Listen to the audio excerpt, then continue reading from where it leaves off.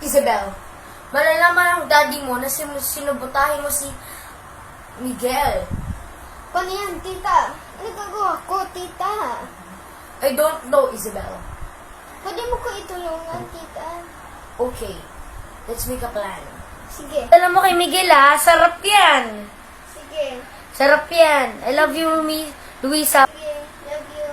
Love you. Bye-bye.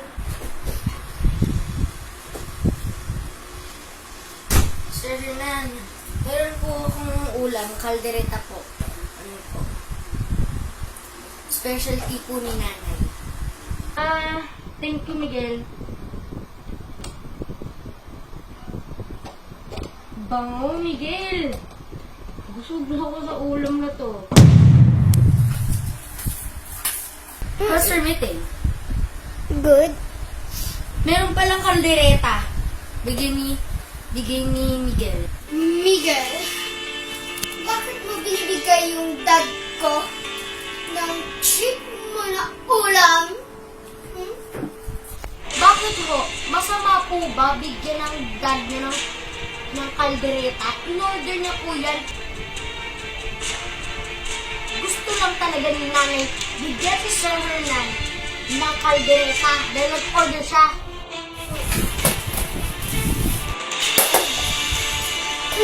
Hey, Isabel!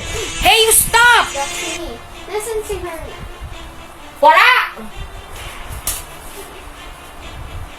Susog na Luisa, ha? Mag-Isabel! Mag-Isabel!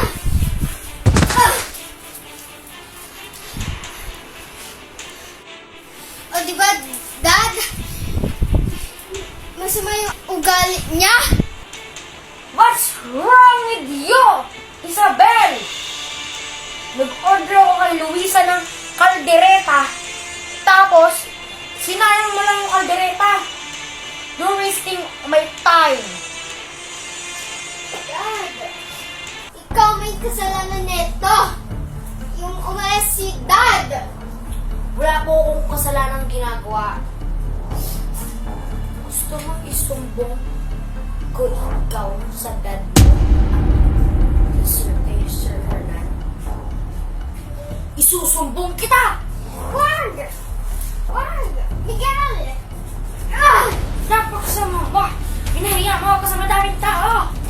Dahil sa ginawa kong oo green kasi lagyan mo ng lason! Susumbong kita kay Sir Hernan! Wag!